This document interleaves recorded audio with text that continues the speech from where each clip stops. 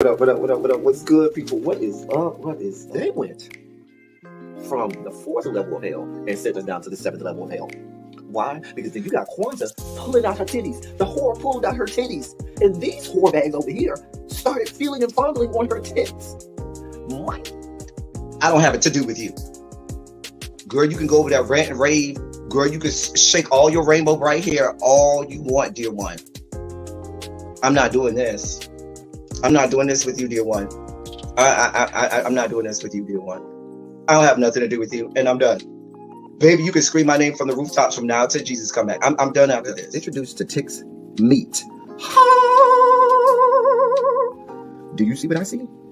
Did y'all really hello, casting, wardrobe, y'all let him roll up out of wardrobe with these fans on, giving us all of this, thinking we were not going to see it? We have been waiting with bated breath and anticipating all season long for the slightest glimpse, and y'all just put it out there this episode in all of its magnificent glory. Listen, that young man said, baby, you ate on this first date, you giving up the cooch on the first date, okay?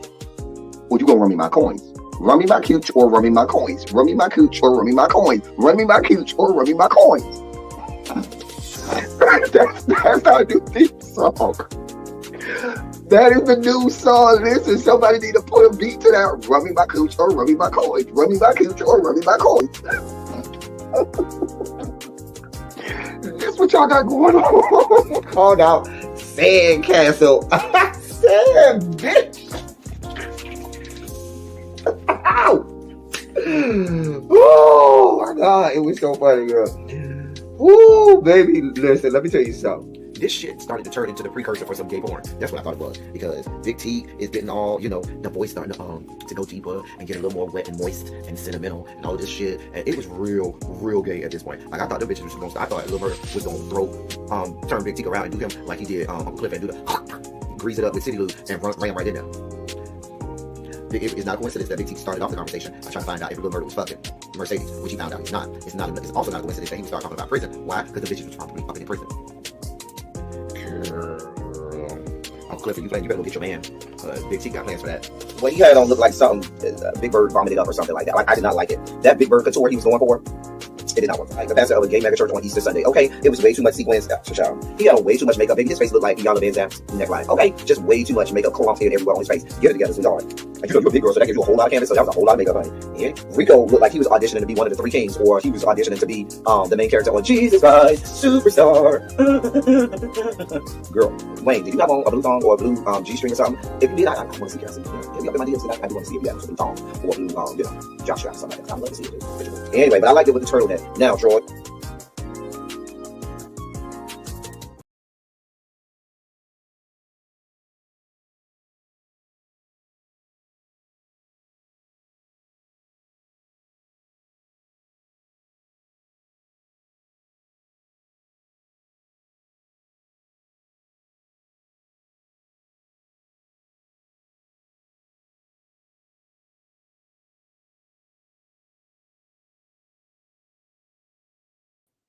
There I go, there I go, there I go. I was not ready today. I was not ready today. Oh, I pressed the button because I was already late, y'all, and I was not ready. I was like, and when I heard, my cue that I need to, make my way to the screen is when I hear me say, I tell other people the cue is Jesus Christ Superstar, but for me, I need to do before Jesus Christ Superstar. And so when I do the clip about from P Valley, when I talk about Big Teak and Lil Murder, I know when I hear that, it's time for me to run my ass over here.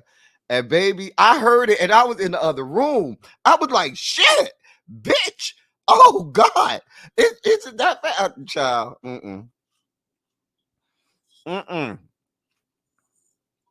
He wasn't ready. He wasn't ready. I wasn't. Ouch! That just hurt. Ow! I just hurt myself. Anyway, hello. How the hell are you? How is everyone? Listen, I ain't have on no clothes, y'all. I had to throw on something. It was a mess over here. It was a goddamn mess over here. Nevertheless, we are here to talk about it. Listen, we here today because tomorrow we won't go live. Well, I can't say we won't go live. We won't have a Run Your Mouth tomorrow and Friday and Wednesday because really Ebby will be in town and we all going out to party tomorrow night. So we'll be doing that tomorrow night. So that's gonna, preclude me from going live tomorrow night for Run Your Mouth. And then we have an event that we're going to on Wednesday evening as well. Maybe we could go live while we're out and about partying with the people and throughout the day, either tomorrow night or Wednesday throughout the day. So, but we're gonna have a good time today since we ain't going, since our regularly scheduled programming will be altered this week. But y'all know we're gonna find a way to go live because y'all know when we get together, it's always a good time. We'll make more memories and we'll make more shots and clips to put into the intro. Anyway, oh, my grades are really coming in. This is dude that I'm talking to right now, y'all. I should tell y'all. So there's this dude that's interested in me. So he was like, I want to see, like, I want you to grow it out. I want you to grow your beard out. And I want to see, like, how much gray it is. And see, I was like, it's a lot down there. And he was like, I like it. And so I've been doing that. I told him I'm going to cut it off tomorrow because people are coming to town. So I told him I'm going to cut it off tomorrow. He got kind of mad today when I talked to him. He was like, I don't want you to cut it. I like it. Anyway, he was over here last night playing in the hair, that is, playing in other stuff too. Anyway, you don't know me or my life. I'm glad there's somebody out there that, liked what I had to offer. God. Anyway, but I told him, listen, I'm about to cut all this off. I don't like hair on my face. So he got upset about it, but I told him he'll be all right. It'll grow back. Anyway, we are here. Y'all, we are here. Let me get the dossier together. I am not prepared at all, y'all. The dossier is not together. Girl, let me get this together. Y'all, I apologize. One of the reasons that I was having issues going live is StreamYard. StreamYard was having issues going live on YouTube, so it took me several tries to go live, but I finally was able to go live. If you can't hear me or you see any issues, let me know and I'll see if there's any adjustments I could do. But I know StreamYard was having issues. It took me a couple of times to go live, so that's why I was a little bit late. But then, I still wasn't ready, so it ain't matter.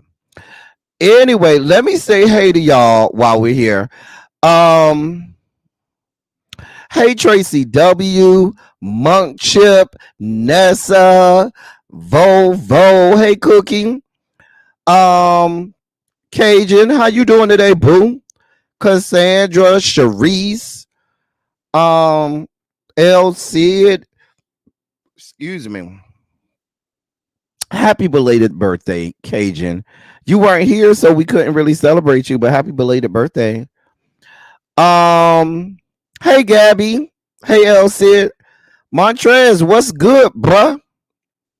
Hey, Danny. Drinks with D. Diamond Pearl Jim. Xavier. Sharice. Everybody falling in place. Everybody go ahead and take your desk. Sit by your good Judy, your BFF. Hey, Ellen. Go ahead and sit by your BFF Jill. Hey, Harold. Hey. Tracy C. Brown Mama. I am feeling better today. I'm feeling much better today. Much better today. Hey, Pinky Tiki. How are you, boo? We all, I mean, everybody done fell into place. Miss Bay thing. When I say Nessie, you think about Bertie Mac, child. Child, that is my boo Nessa, honey. Nessa! That is my Haitian princess. From the 305, like me. So, well, thank y'all for y'all prayers and well wishes. I be really be and Abby be mad at me because I do be having times that y'all have no idea that I be having a lot going on, sometimes health wise, and I never will come on here, never say anything, and they will know. Abby and really be usually know, and I never even say anything to y'all. I just come up here like nothing is wrong, but I have in recent history been having some issues, and that's why they were like, we coming in town. We gonna put eyes on you and make sure you all right. So, hey, Ina. So y'all listen. Today I have a lot of sugar spike moments and some really important things that I do want to talk in our sugar spiky moments. So, I want to do my sugar spike moments first because I don't want to neglect some of these important topics and some of these important discussions in our sugar spike moments. Sugar spike segment. So we're going to do our sugar spike segment first, then we'll do our pride moment, and then we'll do celebrity news and all of that good jazz. So yeah, thank y'all so much for y'all prayers and well wishes. Janae says she up front. So without further ado, where's my boy Larry? Larry, we need you. There go Larry. Ladies and gentlemen, non-binary, gender-conforming members of our audience, it is now time for your Sugar Spike segment.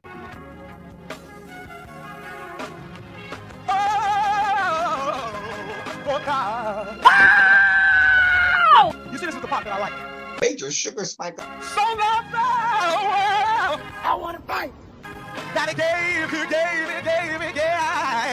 his only begotten son. Major sugar spike. And shall ever believe.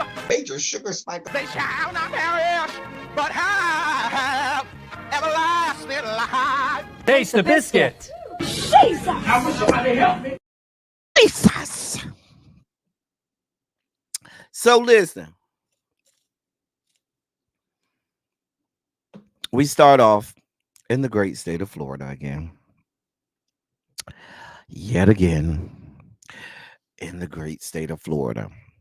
Now, where are we in the great state of Florida? What is becoming a usual suspect? A usual suspect. Do I have any candy? I got some peppermints right here. So if I need to, I know what to do. Matter of fact, let me peel off a piece of Lazy Boy snacks. That may help me out too. That may help out my cause if I have a piece of a cookie. I got a half a cookie, so I'm gonna eat this half a cookie, Lazy Boy snacks, and that might help my demeanor. Shout out to Lazy Boy snacks and their wonderful and food and delectables infused with nature's goodness. Shout out to Tanya, daughter, and Lazy Boy snacks. Oh, that's good.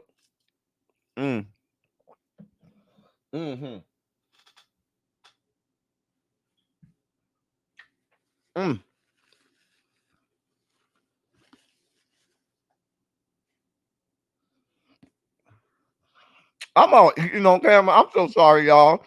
Hey, KER Vixen. Hey, crazy homebody girl. It's so good though.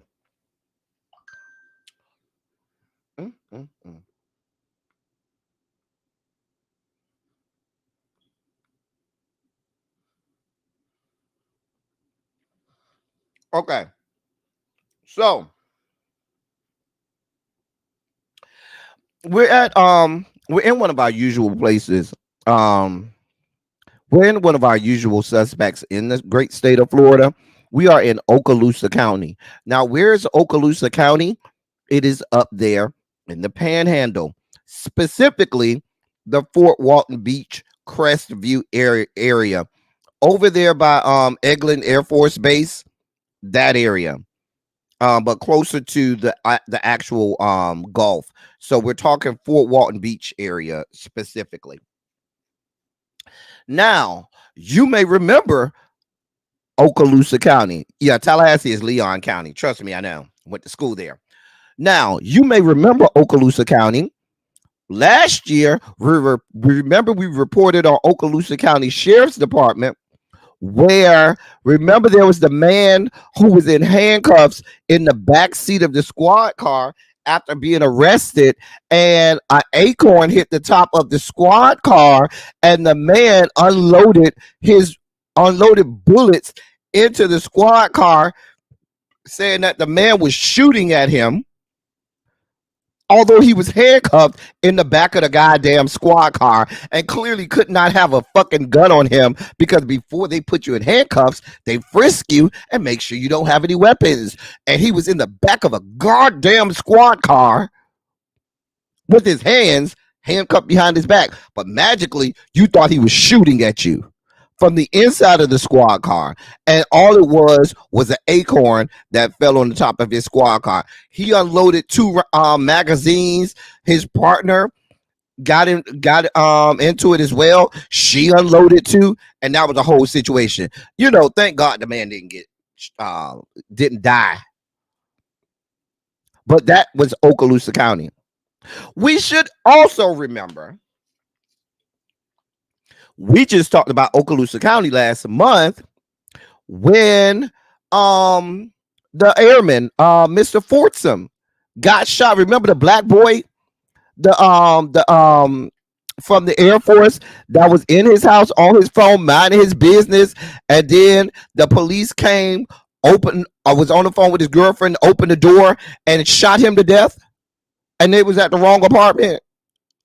Remember that? We just talked about that. The black young man in the Air Force. Remember, that's the same county, Okaloosa County. So Okaloosa County is about that life. They're here for all of the fuck shit, okay? Well, here's our latest sugar spiky story from Okaloosa County. So, a black woman, LaTanya Griffin, has filed a federal lawsuit against Okaloosa County and the Okaloosa County Sheriff's Office. Let me read this to you, because this is going to piss you the hell off.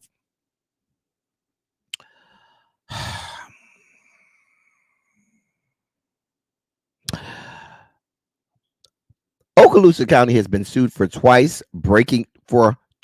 not once, but twice, breaking into the home of a black woman and forcing her outside naked, where they handcuffed her, leaving her standing in front of her home in full view of her 2 children.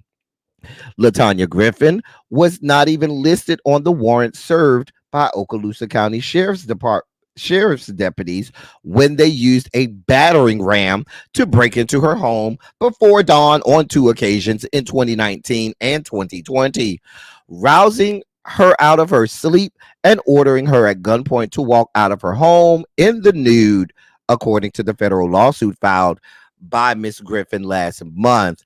The Okaloosa County Sheriff's Office is also the same law enforcement agency whose deputy fired multiple times at a patrol car containing an unarmed, handcuffed black man in November 2023 after being spooked. That's the one we talked about earlier, after being spooked by an acorn falling from the tree and striking the patrol car.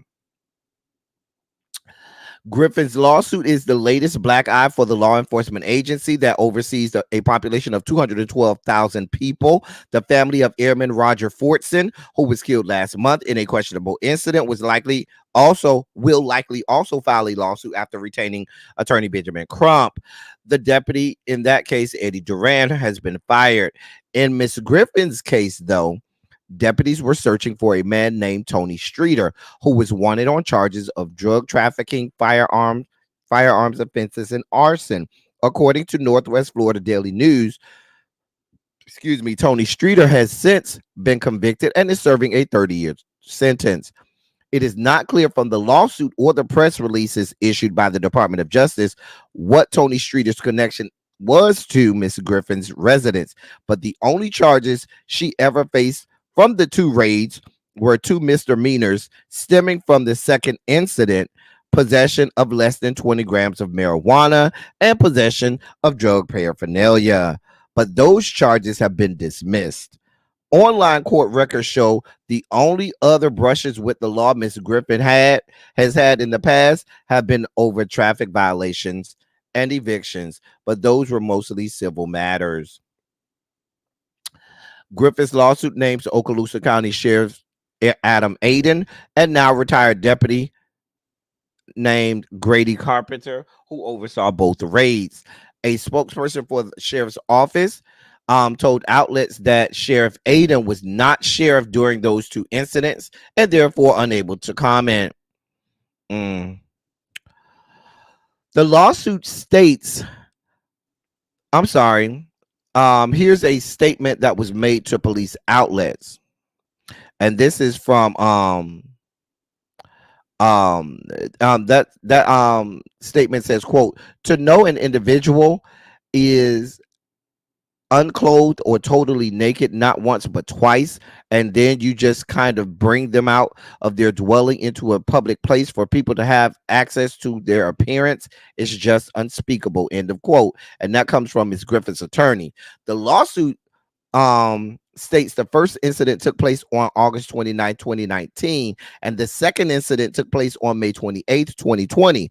Deputies used battering rams in both incidents, rousing her from her sleep and ordering her outside naked, where she was forced to stand in front of multiple officers, including local, state, and federal officers, for a substantial amount of time in front of her 14-year-old son and 6-year-old daughter.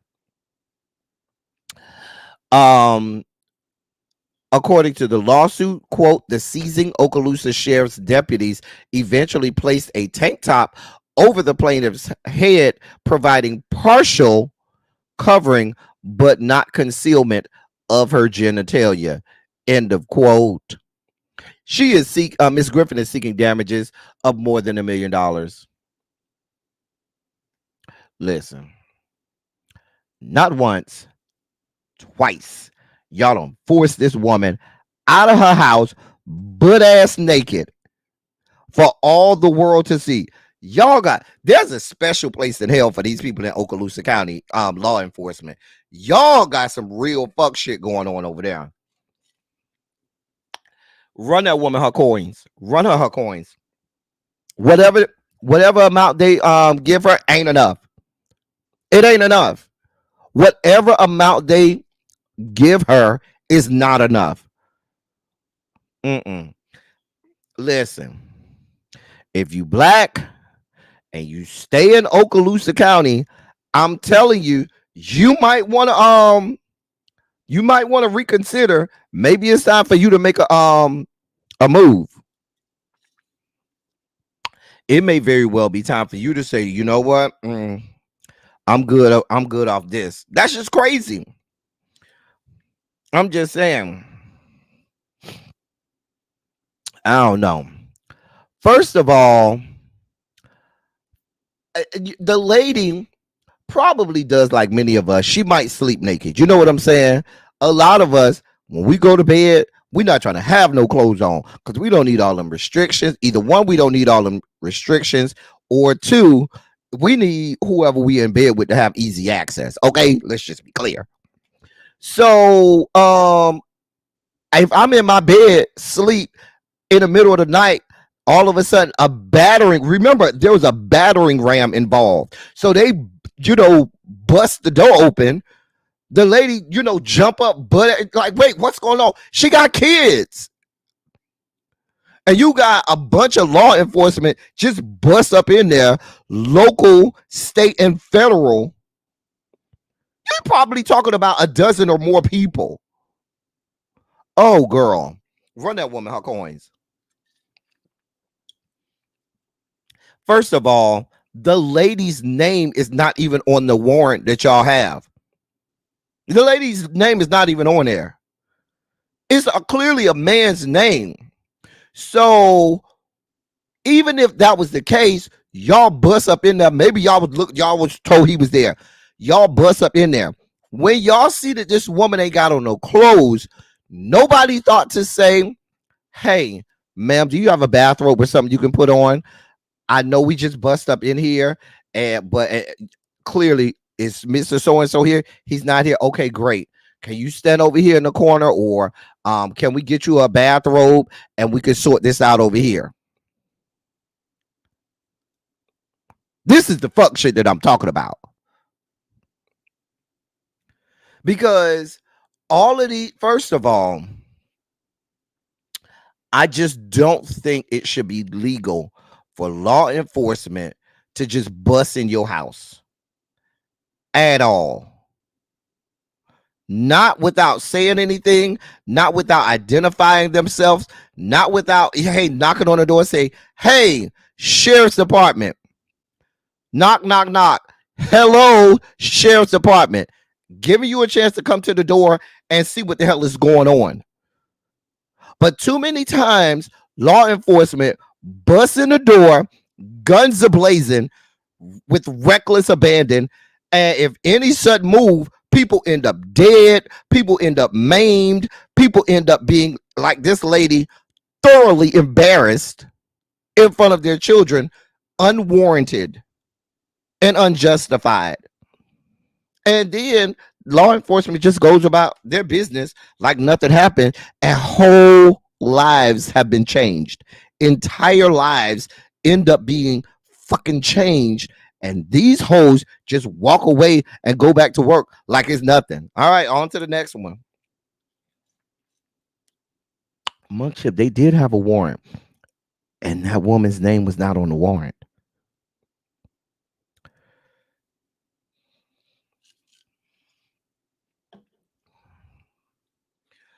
I do not believe that there should be a situation where police are authorized to have no knock warrants.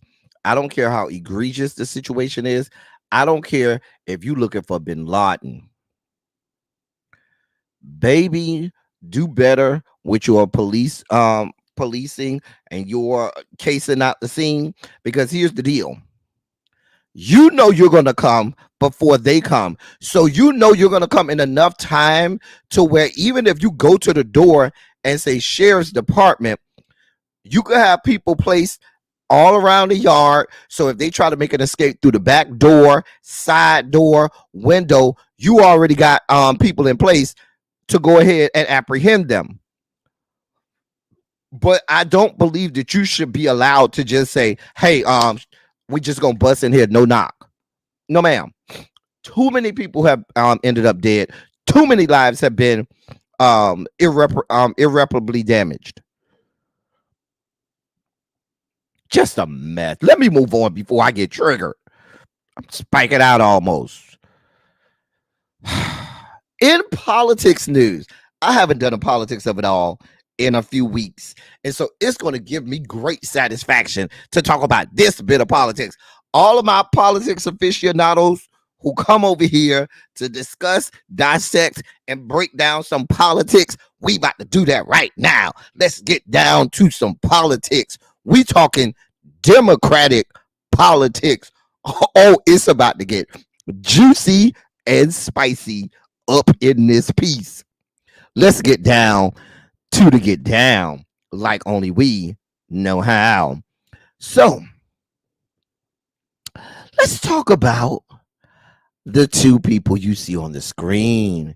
You have Nancy Pelosi and you have my frat brother, Hakeem Jeffries. Let me read this little ditty to you. Former House Speaker Nancy Pelosi has fanned the flames of the internal Democratic battle over Israeli Prime Minister Benjamin Netanyahu's coming speech to Congress, questioning the wisdom of the invitation just days after it was endorsed by Democratic leaders in both chambers. Pelosi's comments and her decision to air them on national television have struck a nerve with some rank and file Democrats who are voicing concerns that she's made it only more difficult for her successor, House Minority Leader Hakeem Jeffries, to steer the caucus through a stormy debate on a hot topic that's divided the party with increasing intensity amid Israel's war with Hamas.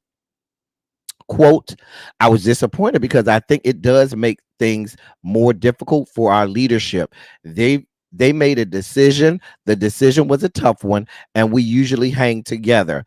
Honestly, when she was speaker, we hung with her, and I was hoping she would do the same. End of quote. And that's a quote from Representative Juan Vargas, Democrat of California. Representative Stephen F. Lynch, Democrat of Massachusetts, who is leaning toward boycotting Netanyahu's speech to protest his handling of the war, nonetheless supports the decision by Democratic leaders to invite the prime minister to Washington. He's echoing Vargas's warning that Pelosi's comments will only exacerbate the party's differences over Israel to the benefit of Republicans. Quote, Israel is an ally, and many of us support Israel without supporting Netanyahu. And I think that that's the basis upon which Mr. Jeffries made his decision. This was a courtesy to an ally and not anything more. Obviously, she's the former Speaker of the House, and I think comments like that are not helpful to the cohesion of the party, end of quote. And that's what Representative Stephen Lynch said. Democrats are jousting over Israel's military response to Hamas's attacks last October, which led to the death of roughly 1,200 people and kidnapping of 250 more people, which has also led to the death of over 37,000 Palestinians and almost 20,000 children. In the 8 months since then, more than 37,000 Palestinians have been killed by Israeli strikes, infuriating liberal Democrats who have accused Netanyahu of doing far too little to avoid civilian casualties. Some consider him a war criminal. Republicans, by contrast, are virtually united over the war, backing Netanyahu's aggressive show of force and urging Israel not to stop until Hamas is eliminated. To promote that message, Speaker Mike Johnson in March drafted an invitation for Netanyahu to address a joint meeting of Congress, a move derived at least in part from Senate Majority Leader Chuck Schumer's explosive floor speech days earlier, bashing Netanyahu's leadership and calling for new elections in Israel to replace him. After consulting with the White House, both Jeffries and Schumer endorsed the letter earlier this month. Listen, let me just break this down. Let me break this down because the article is real long and it's real heated. Let me break this down for y'all. Let me break this down for you. Here's what we got going on. I told y'all when this happened, when Hakeem Jeffries signed that letter, we talked about that on this channel. Hakeem Jeffries and Chuck Schumer were wrong for signing the letter inviting him anyway. The only reason Mike Johnson wrote the letter, made the invitation, is because he wanted to give full-throated support to the right-wing government that Netanyahu is running over there in Israel. Complete right-wing, right of even the most right conservative MAGA people here.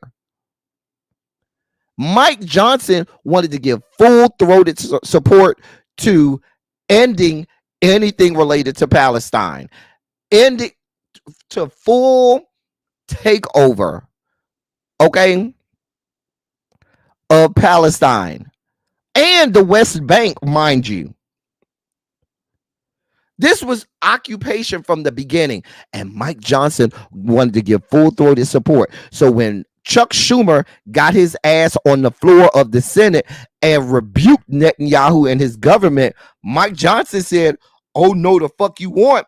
Let me play chess, not checkers.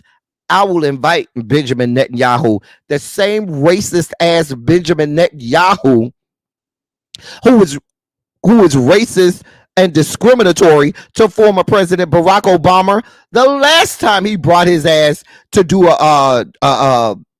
to give words in front of a joint session of Congress. I already was told y'all Hakeem Jeffrey was wrong when they were about to oust Mike Johnson, and the Republicans had enough votes to oust him, and Hakeem Jeffries decided, oh, well, let me save the day and give Democrat support to a racist, bigoted, discriminatory demagogue in the form of fucking Mike Johnson to keep him as the Speaker of the House. The same man who wrote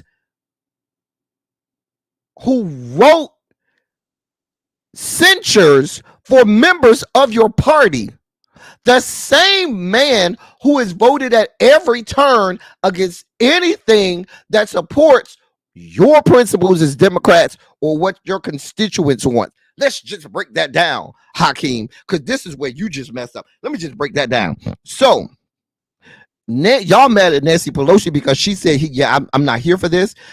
And then you got Democrats saying, but we support Israel. Hello. Supporting Israel does not mean you have to support Benjamin Netanyahu, because Benjamin Netanyahu is a far right-wing leader who, if you go over to Israel right now, the majority of the population are protesting Benjamin Netanyahu right now as we speak in fucking Israel. In fucking Israel. Hey, Dorothy. People in Israel are right now protesting Benjamin Netanyahu because they know he's wrong, because they know what he's doing is wrong, and because what he's doing isn't getting the results that he wants. And his right-wing ass government is going to have them in perpetual war from now until most of them are dead and gone. So you saying I'm not in support of Benjamin Netanyahu coming is not saying that you don't support Israel. That's one. Let me give you an example, because some of these people cannot see the forest for the trees. It would be like when Donald Trump was president, a country saying, we're not here to have words with Donald Trump. We ain't got no problem with the U.S., but we do have a problem with Donald Trump. And guess what? Many of us would understand if a country said, yeah, not here for Donald Trump coming to give words in my country because he's a racist, he's a xenophobe, he's a misogynist, and we don't want any parts of somebody like that coming to speak in front of joint sessions of the people who's in charge with making laws in our country. So as if we look like we're giving support and credence and backing to someone who's a racist, a bigot, a misogynist, and a xenophobe. I'm just saying. And in the same vein, you could say, I ain't got no problem with Israel. I support Israel, and I support Israel and their protection and them being a state. What I'm not supporting is fucking Benjamin Netanyahu, who is a fucking lunatic and who is the orchestrator of a full-ass fucking genocide. A full-ass fucking genocide. And you, Hakeem Jeffries, basically rubber stamped it. I don't even understand why you and Chuck Schumer went your ass over to the White House to ask Joseph Robinette any goddamn thing. That is the problem we have with feckless ass Congress. Congress has become feckless in its duties and responsibilities. There's a complete dereliction of duties and responsibilities on behalf of the legislative branch of this government, because they seem to think that they work at the behest of the executive branch when they're equal to the executive branch. They don't got to go over to the White House and ask the White House a goddamn thing. Congress is supposed to act on behalf of the goddamn people. And instead of doing that, they stick their tails between their legs and they go and they do their Sambo and step and fetch it routine and go kiss the ring of fucking Joseph Robinette or whoever is in the fucking White House at the time.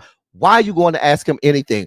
You've seen what Joseph Robinette is going to say, because he continues to give full-throated support in the form of arms, in the forms of billions and billions of dollars, in the form of verbal support of fucking Benjamin Netanyahu and everything he has going on. And you all, as the supposed liberal faction of the legislature, invited a man who has slaughtered and murdered damn near 20,000 children, murdered them, who has also murdered U.S. citizens.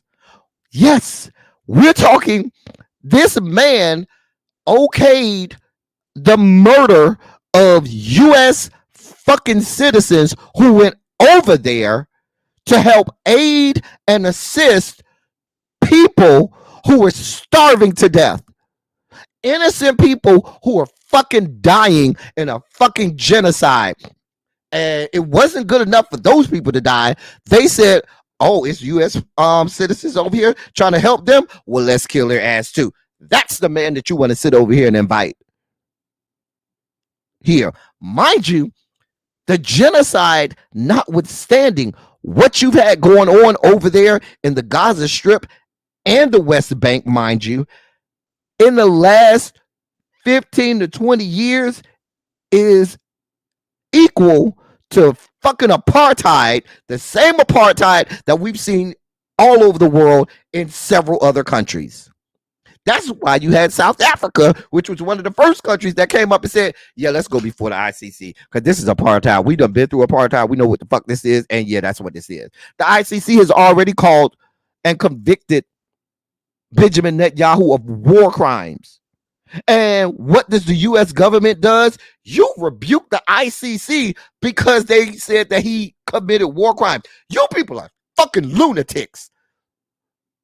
And you wonder why people who have eyes and ears are saying you people are going to fucking lose the goddamn election in November because you're on the fucking wrong side of history. And people don't feel comfortable being on the fucking wrong side of history. You're on the wrong side. And all of this shit, I be hearing these people talk about, oh, well, maybe they know things we don't know, or maybe there's things that we just don't understand. No, it ain't. This shit is what it is. It is what the fuck it is. And you got it wrong. And now y'all trying. Now y'all know I am not a Nancy Pelosi apologist. Y'all know when that woman was in there, I used to give Nancy Pelosi 2 to the head or 3 to the body every time I got the chance. Y'all know I'm not a Nancy Pelosi guy or apologist at all. You know me, I'm a progressive. I'm way on the left side. So I'm not here for Nancy Pelosi at all. But let's be clear. The woman said, yeah, it's probably not a good idea for us to be inviting Benjamin Netanyahu. And instead of y'all saying, that she might have it, y'all are trying to condemn her because she can see that you are on the fucking wrong side of history.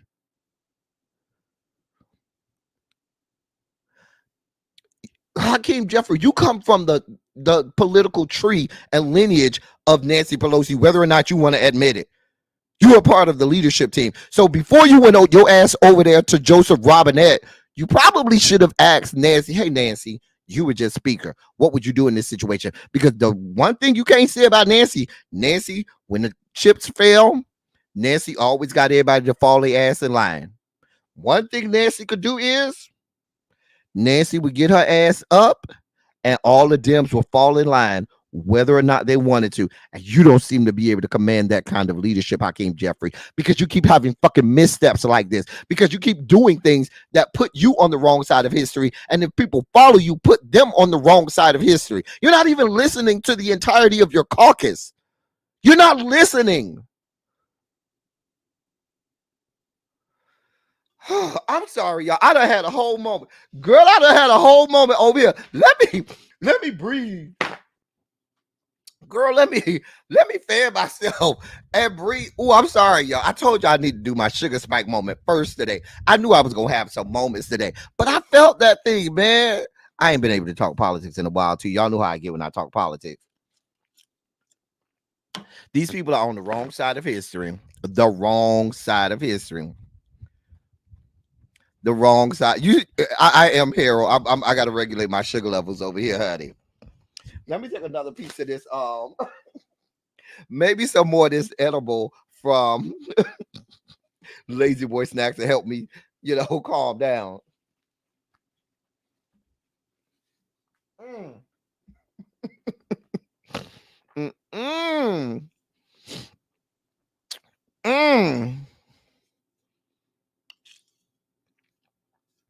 Y'all done got Lamone to fall out the bushes.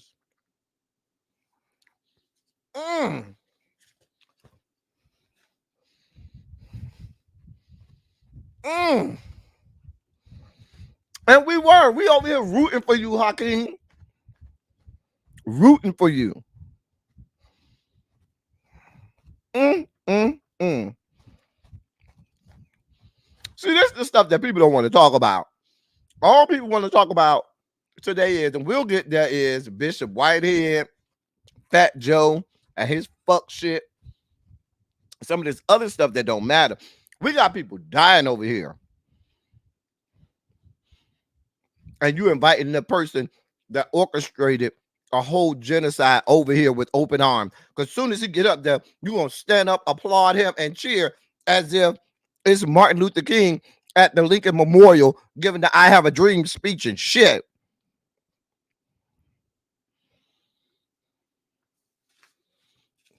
But I had to break that down because the shit is stupid.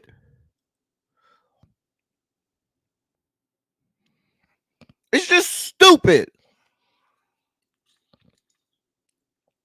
Hey, Nicole M. Ooh.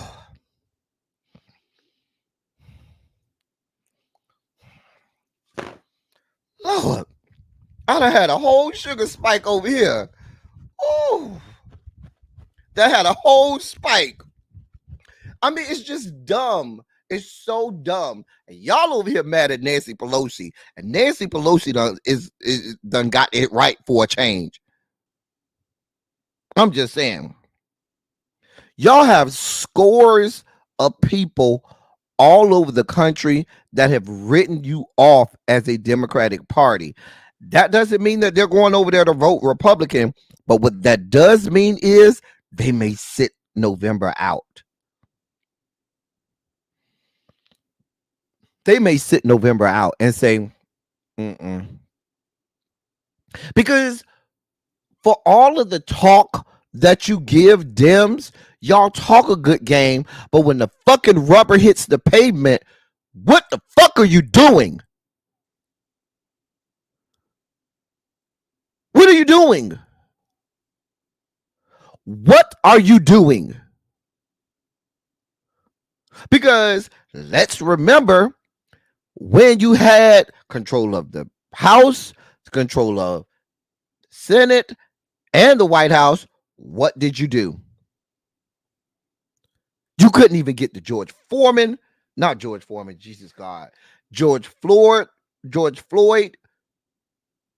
bill off the ground. It couldn't even get off the fucking floor. You couldn't pass the John Lewis bill. You couldn't do any fucking thing. But you over here promising making all of these promises and telling people, oh, yes, it's always the most important election. Oh, yes, vote for us because if you vote for the other side, you're going to be categorically worse, which may be true. But when your ass is in there, y'all sit up there with one thumb up your asshole and the other thumb in your mouth, and you switch them over and over and over instead of doing real laws. Instead of doing real legislation, I should say, instead of doing the right thing by the people. You do stupid ass asinine shit like shoot yourselves in the foot and find ways to vote against your own caucus. Find ways to censure your own caucus. Don't look at the fucking wave of where the growing body of your base is, which is moving left. You say, fuck them. We don't want no parts of them. We're going to stay in the center, not knowing that your voting base is drifting further and further left. The people are fucking political imbeciles and lunatics. Just fucking retarded. But then you come screaming at the at the people telling you that they got a problem with voting for y'all, and then you try to browbeat those people by saying, oh, you can't not vote for us because if you don't vote for us, then those other people will get in there and the country's going to be horrible. And that's why I don't get mad when people don't say, don't tell me that I should vote for you because a vote for you is a vote not for the other person. You need to give me reasons why I should vote for you, and that reason to vote for you should not be because you don't want the other person. You should have things intrinsically ingrained into your platform that says to me, yes, I need to vote for you. And we've done, and you've lied to us. I'm going to put that out there. You've lied to us several election cycles and told us that you had these things that you wanted to do. When Joseph Robinette was running 4 years ago, what were y'all selling to us then? Oh, you could that remember?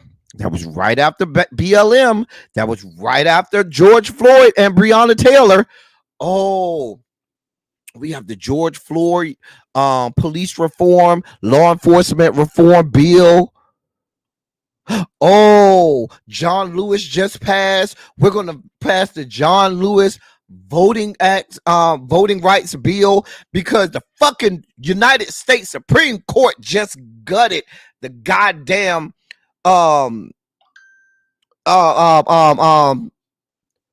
Civil Rights Voting Act. Remember that? And y'all promised all of that. And when we voted it, we gave you the House of Representatives, we gave you the Senate, and we gave you the fucking White House. Even got fucking Georgia to turn fucking blue. And what did you fucktards do? You sat your ass there and didn't get a goddamn thing passed. Didn't get a goddamn thing passed. And for all the shit you talked about for the fucking Republicans, they weren't even in power and still cut your fucking balls off. Still found every loophole in the world to get their way. And when your ass wasn't in power, you just sat there like, oh, there's nothing we could do because Mitch McConnell has power and we can't do anything. But then when you did have power, you could do nothing. Oh, we don't have a super majority, so because y'all only gave us a majority that we asked for and not a super majority, we still can't get nothing done. But magically, the other side, when they were in positions of power, they're able to get everything they wanted to get done without a super majority. I'm just putting it out there for you. I'm just putting it out there for you. Oh, I'm sorry. Y'all, I haven't done a politics of it all in a while, so I got excited, y'all. Oh my God. I haven't done a politics of it all in a while, y'all. So I done got real excited over here. Oh, but these people be pissing me off.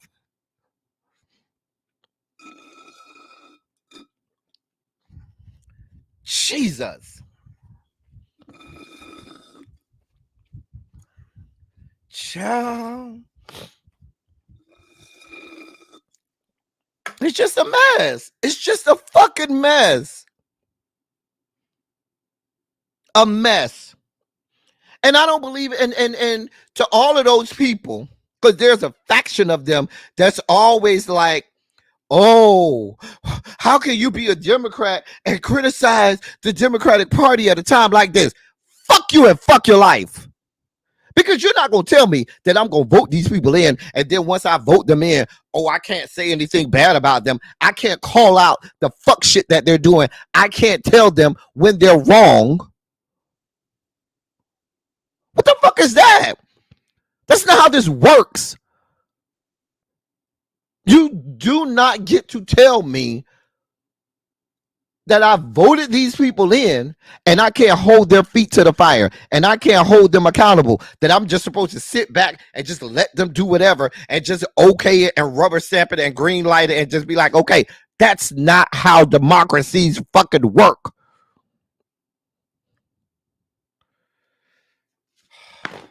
Let me move on.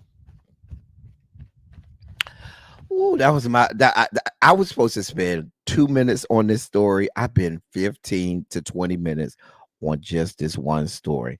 Let me move on. I had a moment, y'all. I'm sorry. In more sugar spiky news. Oh, I'm sorry, y'all. I got fired up just then, y'all. I got real fired up. Oh, child. Why isn't he supporting Jamal Bowman? Because APAC has his balls in their fucking hands, and every 5 seconds they squeeze and cause him eternal pain. That's why APAC controls the Democratic Party. And Hakeem Jeffries is not going to do anything to go against APAC. Mind you, APAC is the reason why he was okay with signing that letter for Netanyahu to come over here anyway. Hey, Ravine. Hey, Angela. Hey, Nicole M. Let's be clear, because APAC is putting millions of dollars into getting Jamal Bowman primaried and ousted out of Congress. APAC wants no parts of any progressives at all. And they don't mind using their money and putting their dollars where their mouth is. So they're trying to get Jamal Bowman ousted. And as a fellow New York Democrat, you think that Hakeem Jeffrey, as a fellow member of the Congressional Black Caucus, as a fellow black man, you would think that he would be giving full-throated support. But we've showed you what the Democrats do when there's a progressive that's running for office. We've showed you time and time. We on this platform have chronicled case after case after case after case after case where the Democrats do dumb shit like give money to the Republican candidates' campaign, have whole write-in campaigns just because they don't want a progressive in there, back a alleged Democrat that's pro-life and is pro-guns instead of a progressive.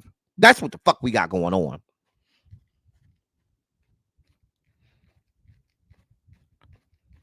Because APAC ain't shit. Anyway, let me get to our next sugar spiky story. I told you I need to get these sugar spike stories out my out the dossier, because I wasn't gonna be happy till I got the shit out the dossier. Anyway.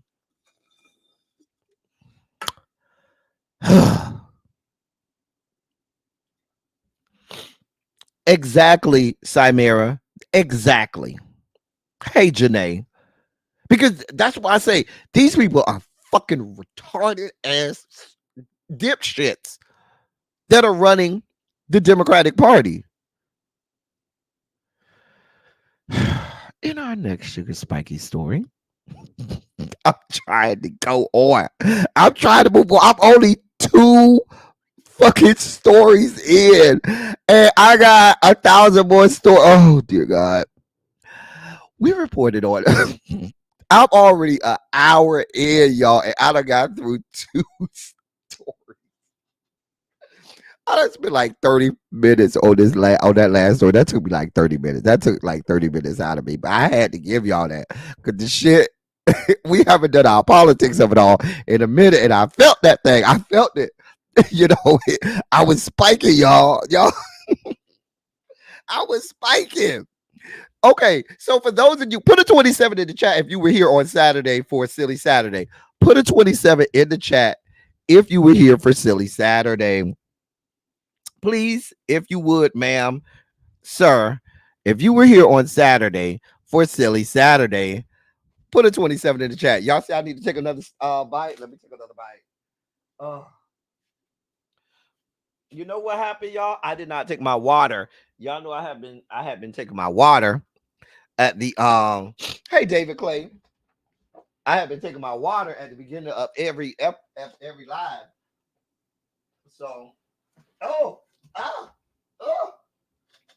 sorry, I almost fell. Jay Parrish, you know, sometimes you got to let it loose. You got to let it loose sometimes. Today we're drinking Evian water. Evian water, made by the French Alps. And Evian water is spring water and not purified. Drink some, that might help me.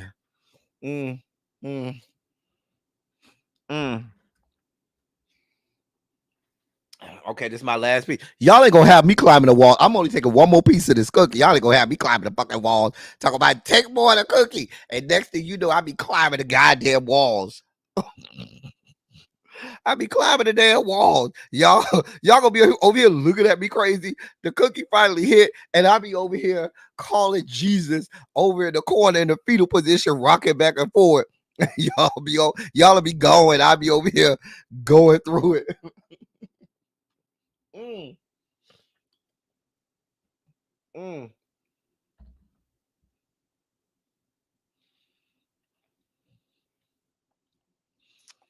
Okay, no more.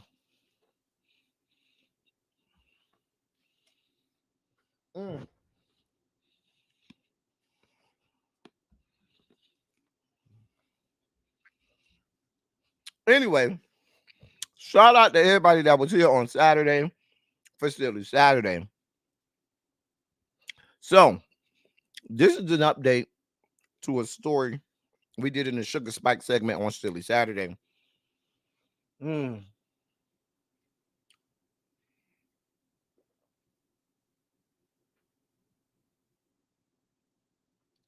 So,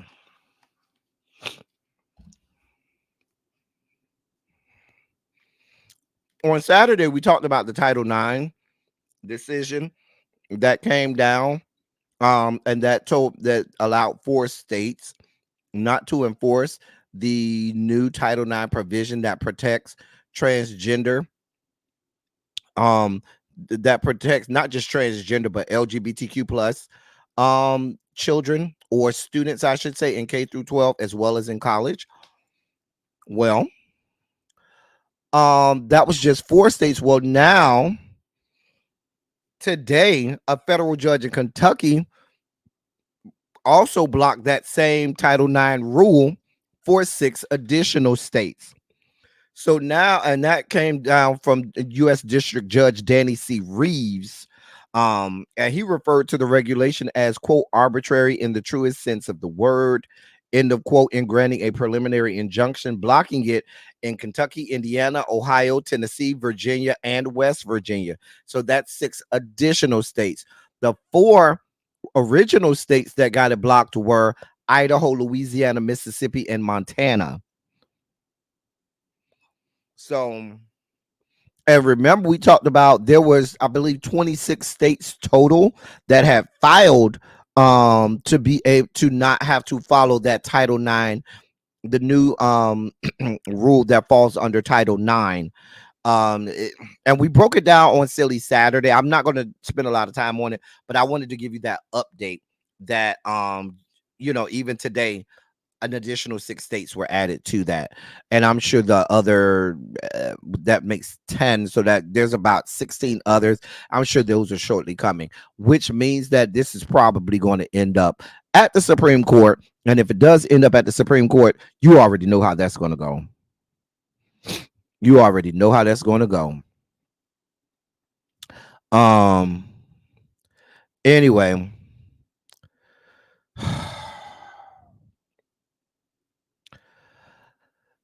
in more sugar spiky news, let me read this story to you. This is a case of a situation where we have to speak his name because a young man lost his life. A young man lost his life. The young man's name is Hazrat Ali Rohani. Hazrat is the first name, middle name Ali, Ali. Last name is Rohani, Rohani. This is coming out of the state of Washington, city of Seattle. Let me read this for you. An off-duty security guard in a Seattle suburb has been charged with second-degree murder by prosecutors who said that he fatally shot a 17-year-old 6 times in the back as the teen and his friends tried to return a toy gun that the guard believed was a firearm to a sporting goods store. King County prosecutors charged Aaron Brown Myers on Monday in the death of Hazrat Ali Rohani outside a Big Five. Oh, I didn't go to the next. I didn't go to the thing. Outside of a Big Five sporting goods store in Renton, Washington. Myers, age 51, also faces a second-degree assault charge after authorities say he held another teen at gunpoint. Rohani and 2 other teens were headed into the store at 7:30 p.m. on June 5th to return a malfunctioning airsoft gun. Rohani's friend told police. They walked in front of Myers, who was sitting in his vehicle waiting to pick up his son from a martial arts class. Myers told police that he noticed one teen carrying what he believed was a Glock handgun and thought he saw another teen put a firearm into his waistband. Thinking he needed to stop an armed robbery, Myers told police that he didn't have time to call 911 and instead got out of the car and pointed his gun at the teens. Myers approached one of the teens, moved to the side. As Myers approached, one of the teens moved to the side, and the other two stopped, raised their hand, and one placed the airsoft gun on the sidewalk, telling Myers numerous times that it was a BB gun, not a firearm. Myers then pushed one of the boys onto the sidewalk and straddled him, according to the probable cause document filed by Renton police. Myers continued to point his firearm at Rohani as he held his hands out in front of Myers, showing Myers that his hands were empty. Rohani started to back away and Myers opened fire, hitting the teen once in the right side and 6 times in the back. Video shows Rohani clutching his abdomen as he falls to the ground, calling out for his mother. The other teen ran for cover and called 911. Rohani died at the scene, and police immediately took Myers into custody.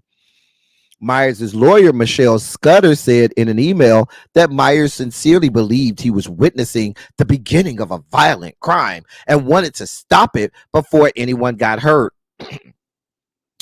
Saying, quote, Mr. Myers and his family are devastated by this tragedy and the fact that it resulted in the loss of a young man's life. We are confident that over the course of this investigation, the evidence will show that Mr. Myers' only intent that day was to protect himself and others from serious harm or death. End of quote. Myers said he had, quote, a duty to interfere. End of quote.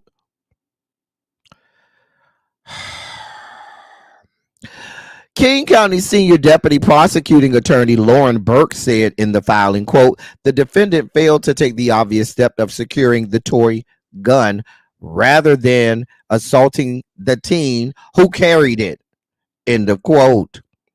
Myers has been held in King County Jail on $2 million bond. A preliminary hearing was scheduled for June 24th.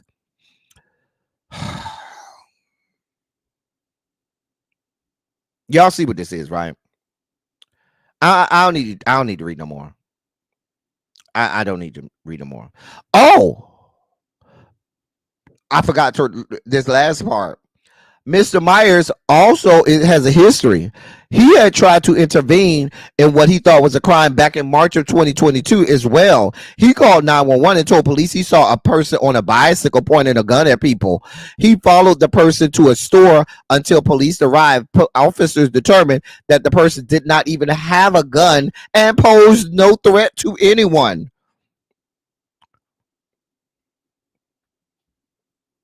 Y'all see what this is, right?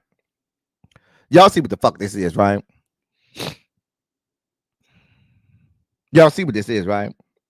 Now, this is an off-duty security guard. This ain't even an off-duty police officer. This is an off-duty security guard. First of all, I don't care if you were off-duty or on duty, sir. You just made assumption out of assumption out of assumption. Then, even if you made that assumption when you approached the fucking teenage boys, these are teenagers, and they told you, hey, bruh, this is a fucking BB gun. We're going to go fucking return it to the goddamn sporting goods store because it's not working. Even when they told you that, right? What did you do? No, beyond that, they told you that, and they put the gun on the ground. They had their hands out saying, bruh, we ain't got nothing. It's not all of that. You still murdered this young man. Hold on for a moment. Hold on 1 second, y'all. 1 second.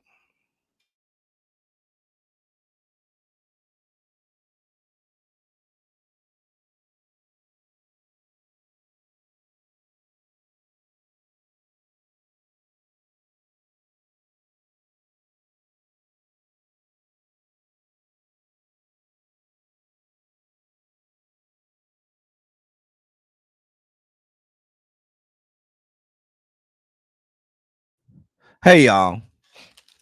Had to go get me some sugar. I'm spiking out, y'all. I needed this. Girl, I'm spiking out. I'm spiking out. Y'all see what's going on here? So now you have an innocent teenage boy murdered to death in cold blood. Ain't doing nothing.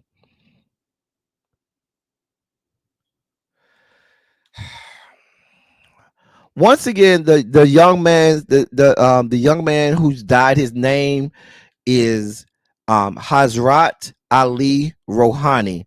Hazrat is his first name. Ali is his middle name. Ali. His last name is Rohani. Rohani. Now I wonder, with this being a brown, a teen that a brown boy may have parents that may have Middle Eastern descent, or he may be Muslim, or or maybe none of that. Simply a brown boy in America. Where will be the outcry? Who's going to speak his name?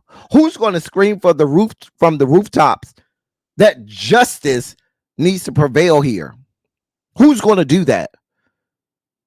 I mean, I certainly don't think that we think that this United States government is going to do that, because we got, members of our Congress inviting a man here who commissioned the murder of damn near 20,000 children in Gaza.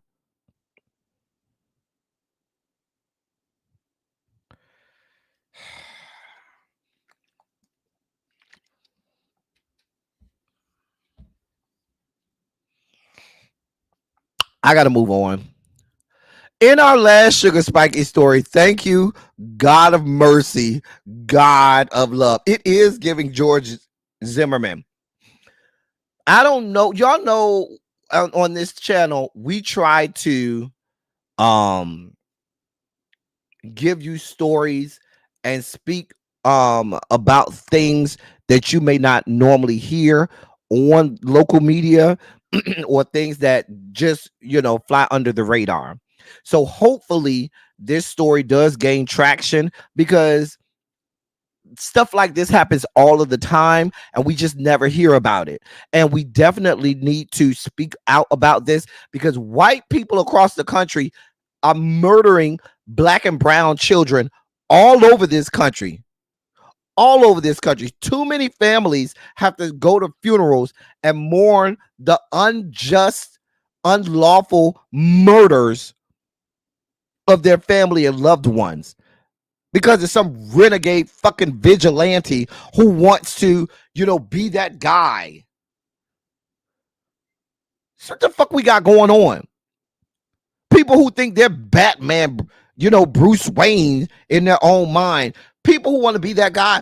Oh, yeah, because I thought it was about to be a mass murder and stuff like that. And only white men should have the right to own a gun and carry said gun. Because although I believe in the Second Amendment, that Second Amendment only applies to white men. I'm sorry, white, Christian, heterosexual, rich men. White, Christian, heterosexual, rich men. Those are the only ones who the Second Amendment applies to. Fucking mess. I'm just saying.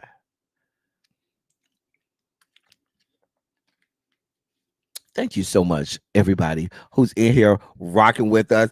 Even though we haven't even gotten to our celebrity news today, we still on Sugar Spike segments.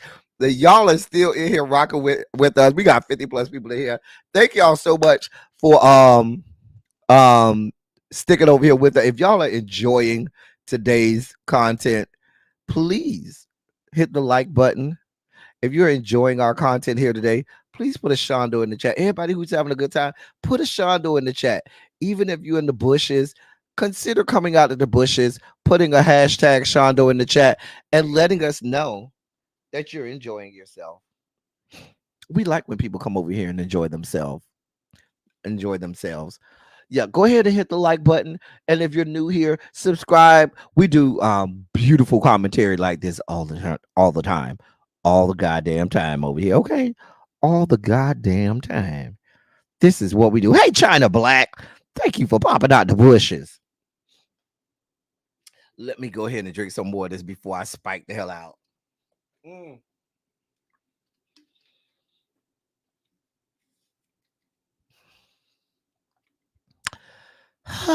Hey, Therese. Come on in. The water is fine. I should change the thumbnail to the politics of it all.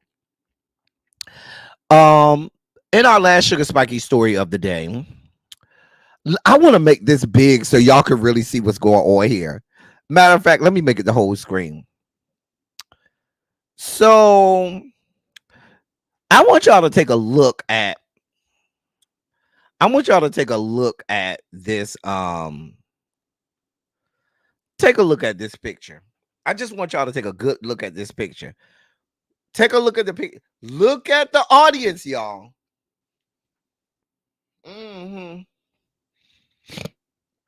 Hey, Brandy Green, we so glad to have you over here. Thank you for falling out the bushes and saying Shondo, and Shondo to you and yours. Thank you so much for falling out the bushes.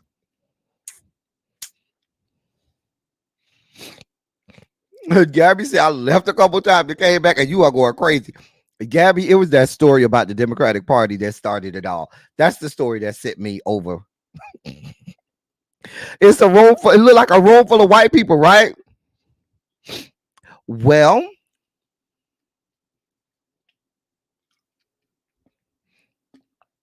I should probably tell you that allegedly this is a black church in Detroit.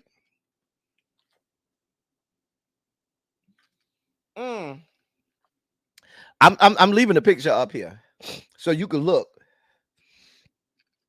This is allegedly a black church in Detroit.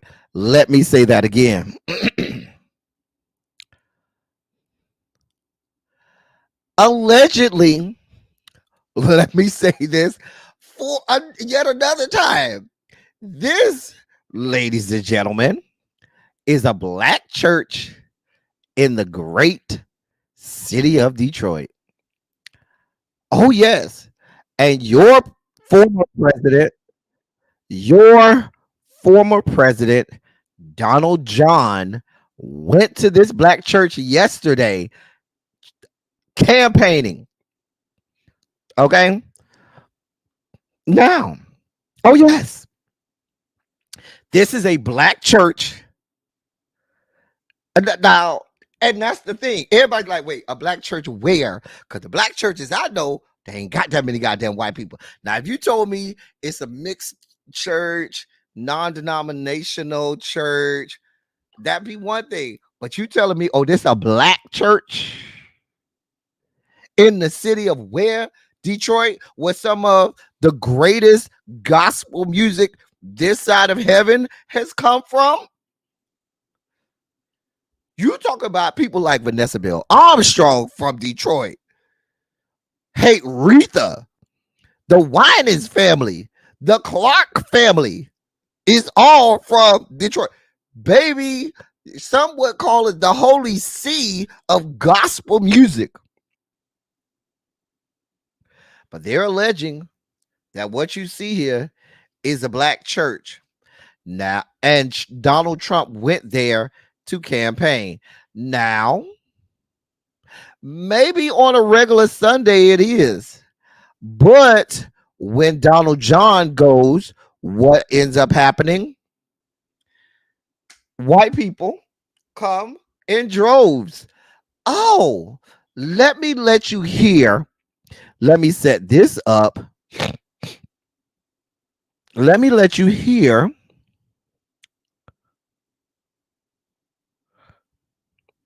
Hold on. Let me let you hear what the leadership of the church had to say. Give me just a second. Let me.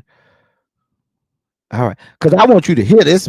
These people. This is what they had to say. Let me let y'all see this fuck shit. President Trump, I'm so humbled that you would be here. President Obama never came to the hood, so to speak, right? President Joe Biden, he went to the big NAACP dinner, but he never came to the hood. So thank you. Thank you. Thank you, Pastor. Very humble, really nice. Thank you. My honor.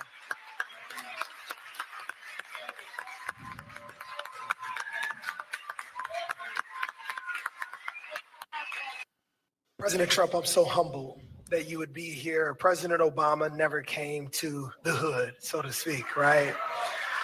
President Joe Biden, he went to the big NAACP dinner, but he never came to the hood. So thank you. Thank you.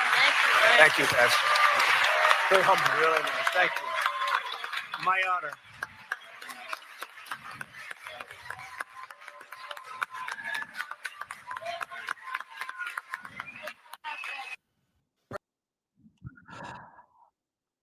I just want to know what the hell y'all want me to do with that. What do y'all want me to do with that? You know, I don't listen. I don't completely spike the hell out already. I done had whole meltdowns already today, and this is what y'all gave me. What do you want me to do with this shit? Like, really? Really? Like,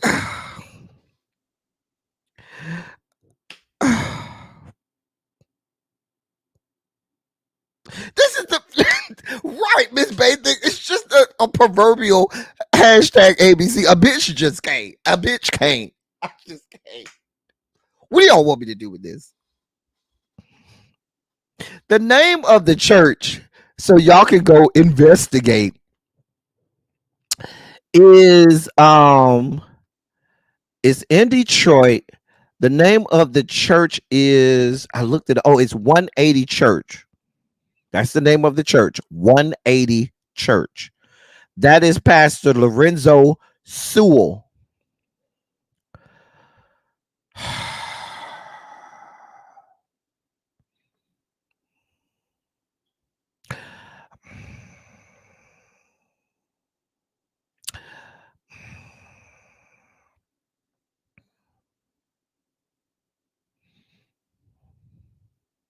I don't. I have no.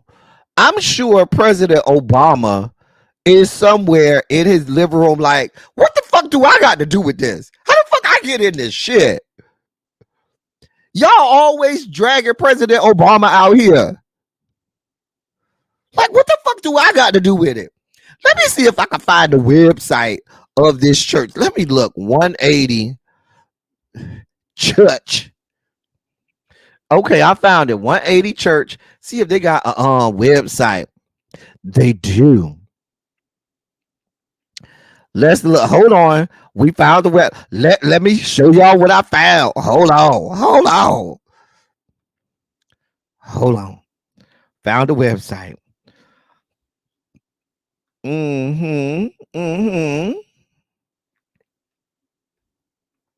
This the website, y'all. Hold on. Let me make it big so you can see it. Hold on. Okay, this the website.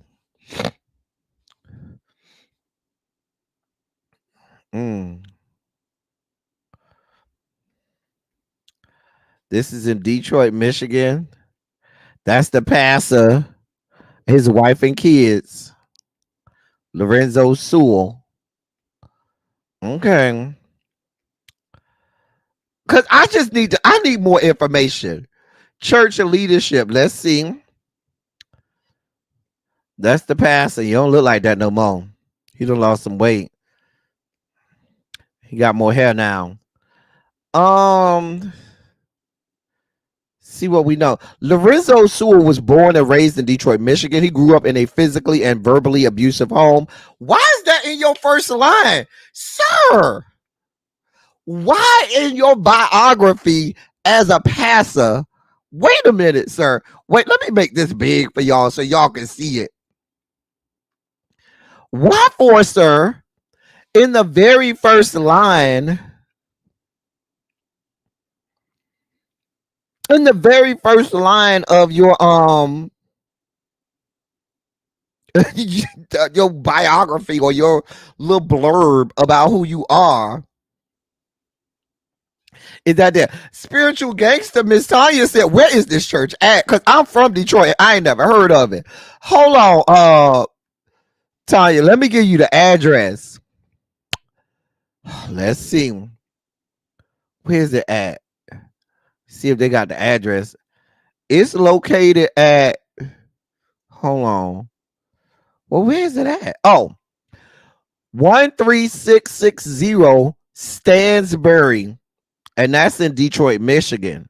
The address is 13660 Stansbury. It don't say street, road, terrace. It don't say nothing. It just say 13660 Stansbury, Detroit, Michigan, 48227. Let me go back. Since we here now. Screw it. We here now. Throw the whole dossier out the window. We done threw the whole dossier out the fucking window today. We just here today. Fuck it. Let me read this shit to y'all, okay? Because this shit is unbelievable. Now, this the pastor who over there shucking and jiving and shit, okay? With his best step and fetch it routine. But why for, sir, the second sentence of your little biography, first sentence, Lorenzo Sewell was born and raised in Detroit, Michigan. Fine. No problem. Great. This is me as English teacher, etymologist, analyzing what you wrote for your biography, sir. Second sentence. He grew up in a physically and verbally abusive home. Why, sir, is that your second sentence? If you are the pastor of my church, if I am going to you for spiritual guidance and leadership, I should not be, bombarded from the very beginning of your goddamn biography, which you telling me you were physically and verbally abused. That should not be the first or second thing I need to know about you. That's the second thing I need to know about you. I'm okay with you saying I was born and raised in Detroit, Michigan. Fine. That most people, that's the first thing they're going to tell you. Hey, Lorenzo Sewell, born and raised Detroit, Michigan. But the second thing I need to know about you is that you were physically and verbally abused at home. I mean, what happened to pastors talking about deliverance, talking about being saved, set free, all of that stuff. Let me keep going because we could be breaking this down. The etymologist in me, I could break this whole thing down. Okay, not Bishop Whitehead wrote his biography. He's telling them why he will be the same to them. Oh, okay. So when he's abusive to them, that's what he's telling them. Okay, that makes sense. So that's what I should expect: physical and verbal abuse. Messiah say, "Oh nah, it's down. Still the hood, kind of big church." Okay, let me keep reading. High school was a challenge emotionally, with his father going to prison and his younger brother being killed. As a result, Lorenzo became heavily involved in drugs and drug dealing, ultimately becoming a gang leader. Though his life started off rough, God had great plans for Lorenzo.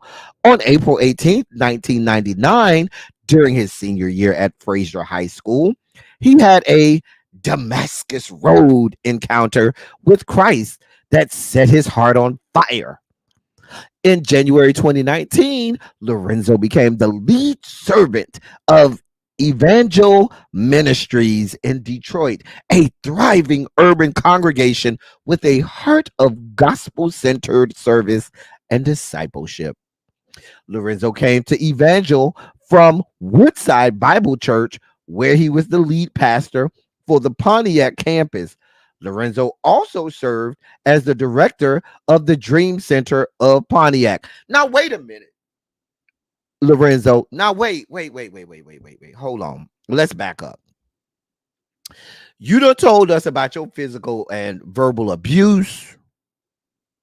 You done told us about, you being emotionally challenged, having emotionally challenging times at high school because your daddy went to prison and your younger brother died. You had to turn to a life of crime and drug dealing. We done spent the first part of what you said, instead of you telling me how great God is, how great Christianity is, how great faith and loving Christ is, you trying to sell to me about this life of crime, because in your estimation, that is what's going to make me, have an attachment to you or have some common ground with you. You do realize, Mr. Sewell, pastor, that a lot of people, that's not their story. A lot of people don't identify with drugs, drug dealing. And even if they do, a lot of people don't find that as something that they want to, be associated with. We don't need to know all of that, sir. The other part is, sir, in this second paragraph, you done gave me 3 or 4 churches that you done been allegedly the pastor of. Now, I have an issue with that. I don't know how I feel about it. And this is just maybe I'm a traditionalist this way. Why 4, sir? Do you got like 4 or 5? You don't look that old, sir. You graduated in 99. I graduated in 97. So that means we are about the same age, okay? And you're probably a little bit younger than me. So You don't pastor that many churches. What's wrong with these churches? See, I'm of the belief that if you are that prolific of a pastor and that great of a leader, even if you started off with a small church, if you're that great of a leader, you stay there with those people. You stay there as shepherd of that flock, leading those people, and you bring that church into a thriving, big mega church, or what, you know what I'm saying? Your leadership would galvanize people and have them wanting to follow you, and the doors would be busting out at the seams with members, and you would, if you tell me, oh, we bought new edifices because we kept outgrowing our church and the membership kept growing, so we kept having to buy new buildings, I'm okay with it. But bro, you don't listen like 4 or 5 churches. But you're so prolific as a pastor. I'm just trying to find out. And then here's another news flash, Mr. Sewell. Because we're gonna get through this biography. We ain't got nothing to do. We're here now. We're fucking here. If I am the pastor of a black church, if I'm a pastor of any church, why in everything that is holy are you inviting the likes of Donald John, the same Donald John who wanted 5 black and brown boys to face the death penalty for crimes they did not commit? The same Donald John who was convicted of being racist in his real estate practices and refused to give housing and apartments to black people. The same Donald John who openly admits to sexually assaulting women. And you the pastor of a black church, and you the pastor that's humbled by this person. But I guess if in my first time reading your biography, and in the first part of your biography, you need me to know that you were a hardened criminal, then I guess it makes sense for you to have a criminal and a sexual assaulter in your goddamn church, because you want to have him in the pulpit. I'm just saying. Child, y'all people do the most. Let's keep reading this biography of Pastor Lorenzo Sewell. We on the 3rd paragraph. He is a gifted pastor who creates strategic alliances with organizations and leaders to effectively align and support key sustainable initiatives in the region. Through God's love, grace, and mercy, Lorenzo currently builds and retains high-performance teams that initiate and sustain great works of impact for the glory of God, including initiated Pontiac campus, which started with only 30 people in 2013 and grew to over 500 every Sunday. Started a kitchen remodel, which resulted in feeding the community 3 times a week with the goal of serving over 600 families per week. Completed a computer lab for adult literacy classes, computer training through resume writing, and free internet access for those who do not have access to a computer at home. Accepted donations of men's, women's, and children's clothing to clothe many in the community who have lost their homes due to fires, robbery, or evictions. Partnered with Pam Good and the Beyond Basics program, which now gives hope and a future to the students that attend Pontiac area schools with one-on-one tutoring and mentoring. Lorenzo is energized by this opportunity to love and serve his home city of Detroit. He serves with his wife, Molly, and their 3 children, Isabella, Elijah, and Naomi. Quote, history belongs to those who pray, end of quote. And that's a direct quote from Pastor Sewell. This is y'all's boy. I give him to y'all. I give him all to y'all. I give him all to y'all.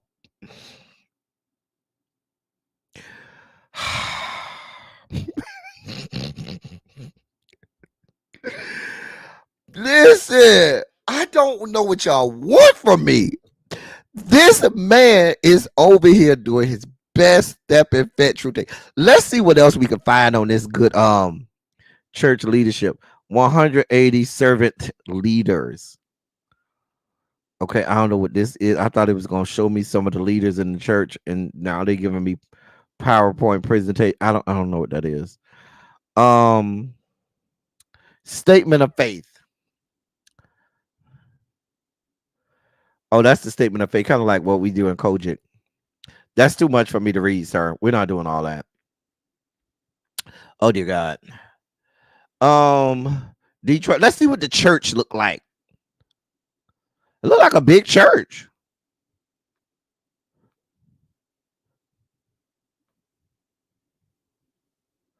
Okay. Well, that's the church. That's where it's located. Wait a minute. You put locations, but you only have one location, which is the Detroit campus. Is there another campus? Because, sir, you put locations plural, and I click on there, and it only has one location. Are there other locations?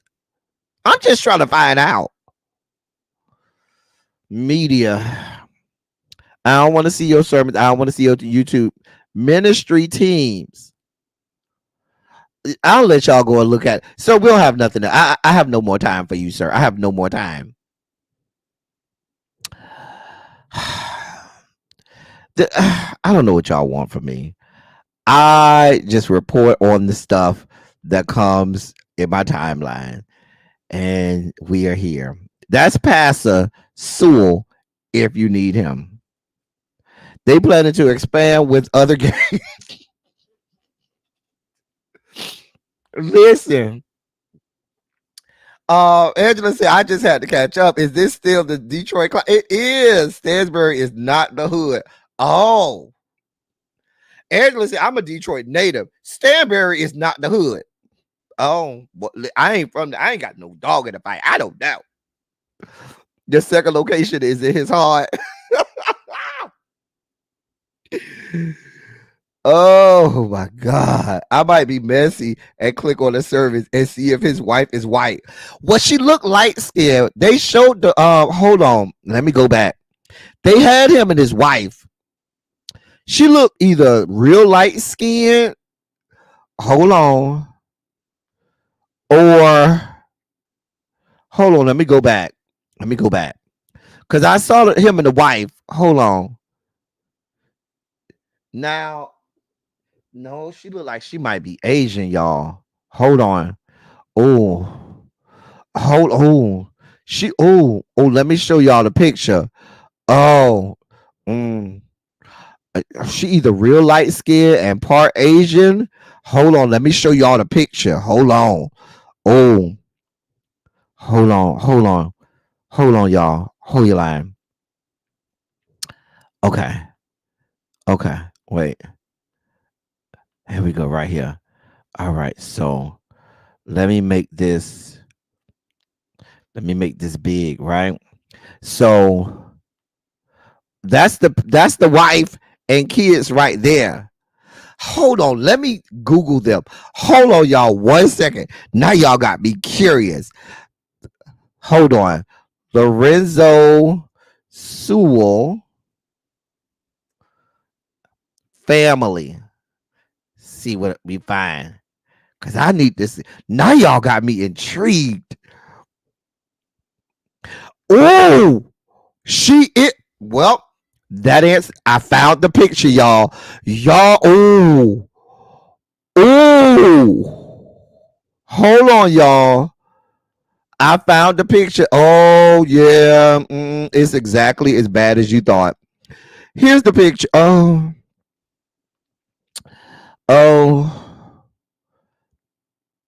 And there it is.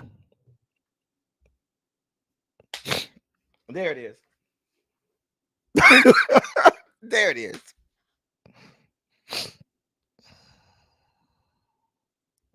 There it is. There it is right there.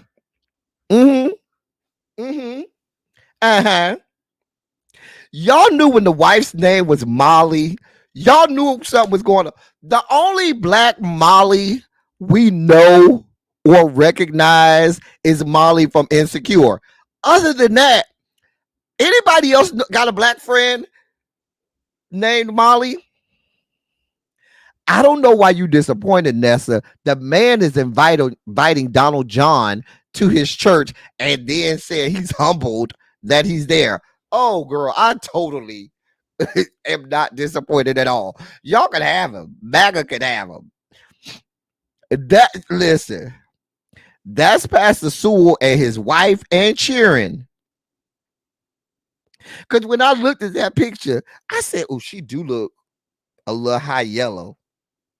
She do look a little light skinned. And I had to look again. I say, she look Asian. And then we look, and here we are. Not they kids still not getting into Harvard. I'm not doing this with y'all. El Sissy, I know a black Molly. Child, we should find out where he lived. Is it Boston Edison District, or are you traveling 1 hour to your church? I don't know. He gives me that he might travel an hour to the church. He ain't staying over there with no black people. I'm just not with that wife. Not with that wife right there. No, ma'am. Not with Molly with the good hair over there. He ain't staying in no black neighborhood. I can tell you that right now. I ain't even got to look that up. I can tell you right now. He checks all of the boxes that Donald John wants. Y'all see them black people in there with these red hats on, these MAGA hats? That's what y'all got going on.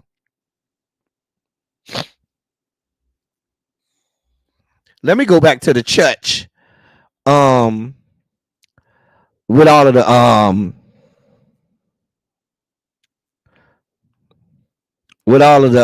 the alleged black church. Remember, this is the alleged black church. Just a mess. Just a goddamn mess. Her family owned the corner store in the hood. Oh.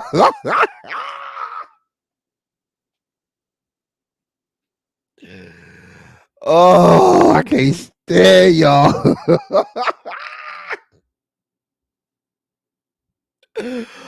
Oh. No, Harry, he checks all the boxes Donald John needs for a black man. You know, Donald John only assimilates or associates with certain black people. Pastor Sewell checks all of the boxes. I'm just saying. Let me ask this question. Now, the dossier is thrown out the window. I don't even know. The dossier is just thrown out the window. Can somebody look and see what time Really B is going live? Because Really B go cuss me out because I'm way past time. And I know my girl is going live tonight to discuss Bishop Whitehead. I'm supposed to be discussing Bishop Whitehead, but the fucking sugar spike moments. That's it. That's over. We way over time. Girl, I didn't think we was going to be doing the sugar spike moments this long, but yet, nevertheless, we're here. We're here. Anyway, but no, let me tell you why he checks all the boxes. You ever notice that racist ass white people, when they do look for a token, they gonna look for their colorist and they're picking their token. They'll never pick no light skin token. They'll never pick a light skin step and fetch. They always look for somebody dark skin. You got to have some melanin for them. You ever notice that? You got to be dark skin, and you got to have a white wife or a white presenting wife in this case. And then you got to always, kiss the ring. You got to always go shucking and jiving. You got to always act like you done been invited from the slave quarters up to the big house. I'm just telling you what I know. Child, just a mess. Just a goddamn mess. What time did anybody go over there and look and see what time really be going live? God, y'all gonna have her mad at me and stuff. I'm gonna blame it on y'all. I'm gonna say it's y'all fault. I'm gonna say it's all y'all fault. Can somebody go over there and check?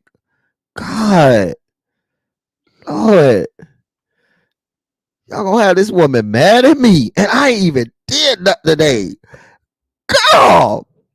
If you're enjoying yourself and our content here today, please show your love and appreciation by maybe pressing the like button, hitting the subscribe button, hitting the notification bell so that you know each and every time we decide we're going to take our stinking asses and go live. Or if you feel so inclined, become a member, or you can make a monetary contribution in the form of a Cash App. Scrolling down at the bottom. Listen, let me see. Did nobody went over there to check. It's supposed to be at 7:00. She like, okay, damn. So listen. Let me preview what I was supposed to talk about. Dear God, let me preview what I was supposed to talk about. I'm still gonna get to my today. We are going to get to, this is our pride moment of the day. We are going to get to that. That's going to be the last thing I do. But we're supposed to talk about the fact that y'all's girl Garcelle, baby mama said, listen, I'm in my whole cougar mode. I need to get my back blown out. I need a young man with a big ass dick and a strong back. So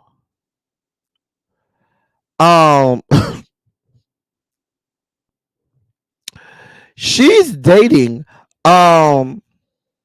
your boy who starred in Tyler Perry's The Oval the first 3 seasons,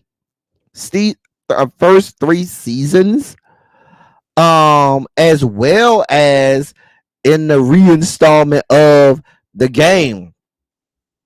What's the man name? Von Hebron. She dating him because she said, listen, baby, I'm a woman of a certain age and I need my cobwebs, knocked out of me. So I was supposed to talk about that. We were supposed to talk about a whole bunch of stuff that Pornhub put out, a whole bunch of statistics they put out for Pride Month that are very interesting. I really wish we could have got into that. We're supposed to talk about Governor Wes Moore pardoning almost 200,000 people over marijuana drug offenses. We're supposed to talk about that today. We're supposed to talk about Bishop Whitehead and him being charged and put into the Gucci bangles. You got on the Gucci suit, him being put in the Gucci bangles and thrown in the jail. But I'm gonna let Really B break that down. Y'all know my sis was up there with Pam the Law Intellect today. They was up there live and in color there. So I'm gonna let her break that down. We all gonna be over there. I'll be in the bushes sniping people who act up. We were supposed to, this was supposed to be our feature story today, where we was finna dog walk Fat Joe, because Fat Joe says that Chris Brown is better than, he first started off saying Chris Brown is just as good as Michael Jackson. Then he tried to say he was better than Michael Jackson. Then he says he's the greatest entertainer ever. And then he said that we need to get over the fact that he beat Rihanna down. Wait, do y'all want to see? I got to give y'all what Fat Joe said. We were supposed to really go in on Fat Joe. I'm sorry, y'all. We ain't gonna get to do it today because I had a whole sugar spiky moment. But I'm gonna let y'all hear what this bastard had to say. Hold on, hold your line. I do want y'all to hear what this bastard had to say. I want y'all to hear what he had to say. I know we going over there. We going over there, but I do want y'all to hear what this bastard had to say. Because he got a lot of goddamn nerve. Let me hear y'all, let y'all hear this shit. Move this shit out the way. Wait, where is that? Right here. Play. We already late. Now my internet want to act up. Hold on.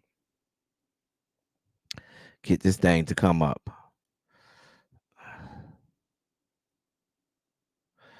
Oh, girl, come on with these commercials, girl. Then missed warning signs. Stream on Hulu now.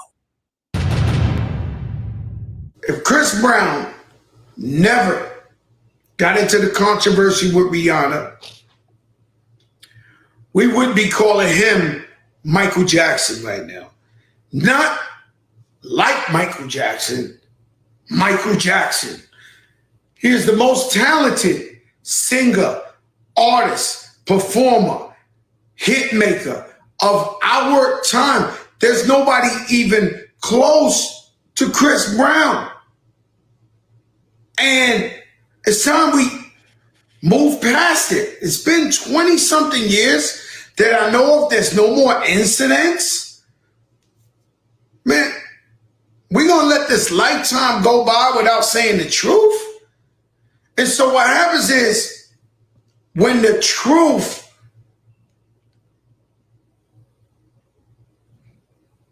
is an unpopular decision, everybody gets scared to say it. They get canceled, especially famous people or somebody like that, right? But, you know, the streets, they know what it is. Streets always know. They tell you the truth. There's the streets still bumping R. Kelly. He's in jail. He did terrible things. They still bumping R. Kelly. So what I'm trying to say is that it's a shame that we lying and we're not giving it up to the king of R&B, the king of music. I mean, you know, the Michael Jackson, you know, we be thinking he could battle Michael Jackson. No, we don't. That's all I'm trying to say. I'm not lying. If you really look at his body of work and you look at all his hits, you see what he does, you remove from your mind that we don't like it. We don't like that he had a controversy. We don't like that. We don't condone the queens. We out here to protect the queens. We get that. He was a little kid 20-something years ago.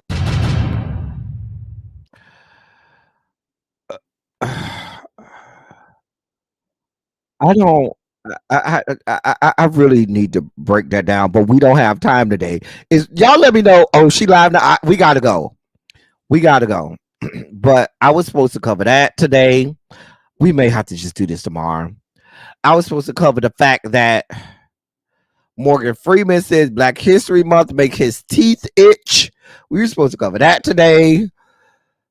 We were supposed to cover the fact that this woman is about to be extradited to Los Angeles because they say, nah, we need to lock that bitch up too. So we was about to sing a happy dance.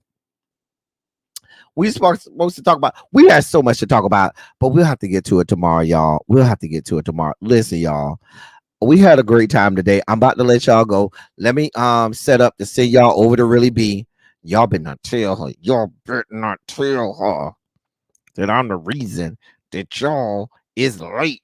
Do not go over there and tell her that I am the reason y'all is late. If y'all go over there and tell her that, I'ma say y'all lying. I'm gonna say y'all lying. Listen, we about to go over to Really Be. We had so much to talk about today. We had so much to talk about today, but we'll get to it tomorrow. Well, maybe not tomorrow. I told y'all we might not get to it tomorrow. Who knows? I might go live later. I might do a late night live. If I do a late night live tonight, will y'all come up? Will y'all come? If I do a late night live tonight, will y'all come on? We might do a late round 4. It might be like 9:30, 10 o'clock. We'll see. Anyway, as I always say, I love y'all. I love on y'all. Thank y'all for being vocal, present, and active. Thank you for doing what you do. Thank you for any and all contributions that you make to the channel. They are much obliged and much appreciated. I gotta go. That's all I got for y'all. I might go live later tonight. Y'all look around for it. Until then, that's all I got for y'all. Thank y'all for coming. Y'all drive safely. Y'all stay right there. I'm sending y'all over to Really Be.